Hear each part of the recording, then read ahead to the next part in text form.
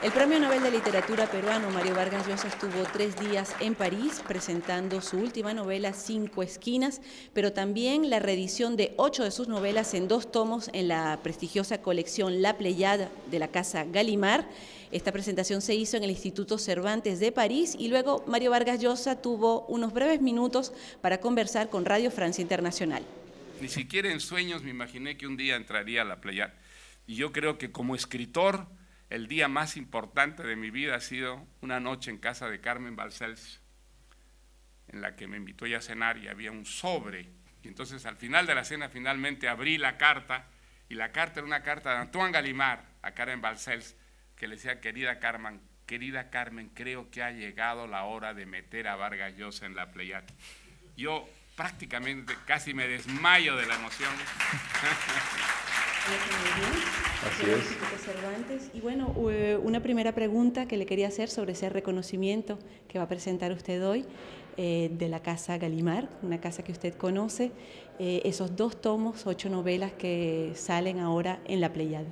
Pues estoy muy contento, creo que La Pléiade es una colección extraordinaria que he leído yo desde que aprendí a leer en francés. Creo que todos los grandes clásicos de la literatura francesa, y no solo francesa, los grandes clásicos los he leído en La Pléiade, y nunca me hubiera imaginado que un día entraría yo a La Pléiade a codearme con esos gigantes. Una vez usted dijo incluso que La Pléiade le parecía un mejor reconocimiento que el Nobel, ¿eso es cierto? Bueno, yo creo que La Pléiade es más permanente, ¿no? El Nobel es muy formidable, pero es pasajero, ¿no? En cambio, estar en La Pléiade es una cosa mucho más permanente. Uno puede estar seguro que después de muerto, pues sus libros van a estar ahí todavía, teniendo una existencia, y creo que es lo que más desea un escritor, que sus libros lo sobrevivan, ¿no? Bueno, Cinco Esquinas es un barrio de Lima, una parte de los barrios altos, y es un barrio que ha tenido una historia muy contrastada. En la época de la colonia fue un barrio importante. A comienzos del siglo XX todavía era un barrio importante, todavía se ven unos cascarones de grandes residencias que eran las embajadas de Francia, de Estados Unidos, de tal manera que ese barrio en esa época era todavía importante, y después sufrió una decadencia brutal. Don Mario, usted está aquí en París también presentando su última novela, Cinco Esquinas, que habla y está ambientada en el Perú, en su país de los años 90, años negros del fujimorismo, y actualmente también su país está en una encrucijada, en un momento muy especial, a 3 días de unas elecciones que son capitales y con la posibilidad de que la hija de Alberto Fujimori, Keiko Fujimori, pueda ser... Espero que no. Creo que sería una catástrofe para el Perú. Elegir a Keiko Fujimori es reivindicar la dictadura, una de las dictaduras más sanguinarias y sobre todo corrompidas que ha tenido el Perú, ¿no?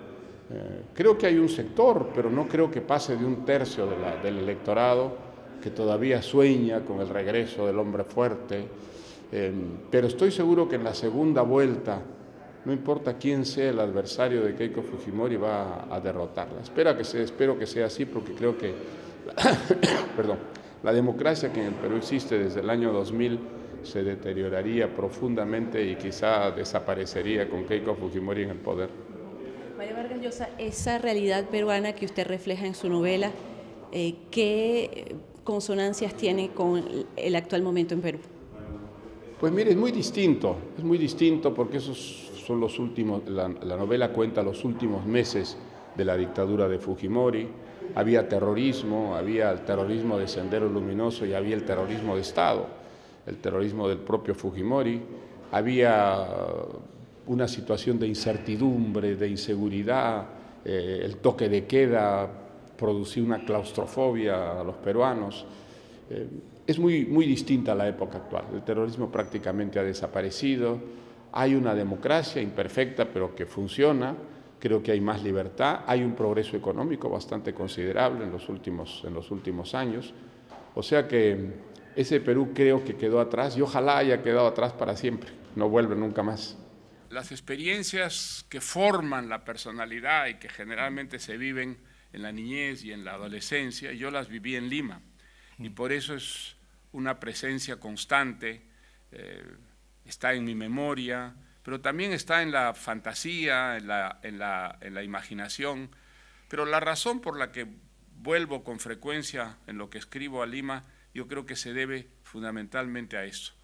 Las experiencias de adolescencia a mí me marcaron profundamente. Yo tuve la ¿Usted nos desgracia diría con mi por quién va generación. su interés en esta elección? Sí, por Pedro Pablo Kuczynski. Espero que Pedro Pablo Kuczynski llegue a la segunda vuelta y estoy seguro que si llega a la segunda vuelta, bueno, lo dicen todas las encuestas, él ganará a Keiko Fujimori.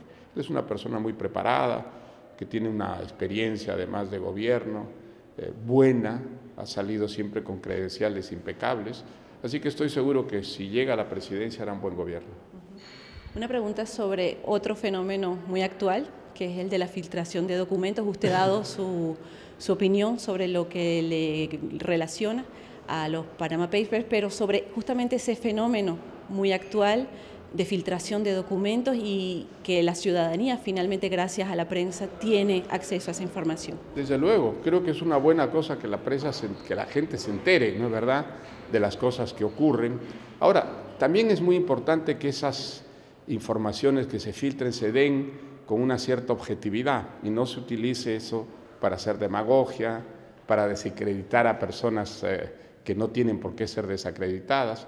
Creo que todos esos factores hay que tenerlos en cuenta, pero haciendo las sumas y las restas, desde luego, es una filtración muy saludable que puede servir a los países para tomar precauciones de tal manera que no haya otra vez una evasión tan masiva como es la que muestra este descubierto panameño, ¿no?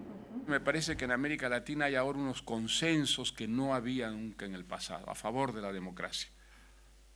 Algunos latinoamericanos pues ven la democracia con entusiasmo, como un ideal, y otros se resignan a ella.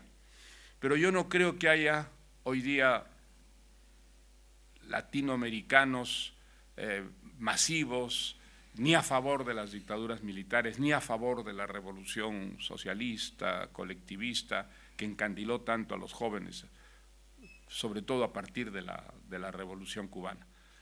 Una pregunta sobre pues, la realidad actualmente en América Latina. Usted es escritor, pero también muy comprometido con los fenómenos políticos en nuestra región. ¿Qué opina de este nuevo movimiento que hay y principalmente, por ejemplo, con Cuba, que está experimentando, quizás experimente un cambio? Bueno, hay que desearlo, hay que desear que esta apertura de relaciones diplomáticas entre Cuba y Estados Unidos pues permita poco a poco una apertura que no solo sea económica, sino sea política y que permita a los cubanos respirar, ¿no?, con menos asfixia de la que han respirado todos los años de la dictadura de Fidel Castro. Creo que también el caso de Venezuela es interesante, la dictadura está deshaciéndose poco a poco, el país vive la inflación más alta del mundo, hay una criminalidad que hace que las calles de Caracas, por ejemplo, se hayan vuelto muy, muy peligrosas, y creo que hay una gran mayoría de venezolanos que está contra el régimen, de tal manera que si Cuba se abre y Venezuela vuelve a ser una democracia, pues habremos dado un paso adelante muy importante en América Latina.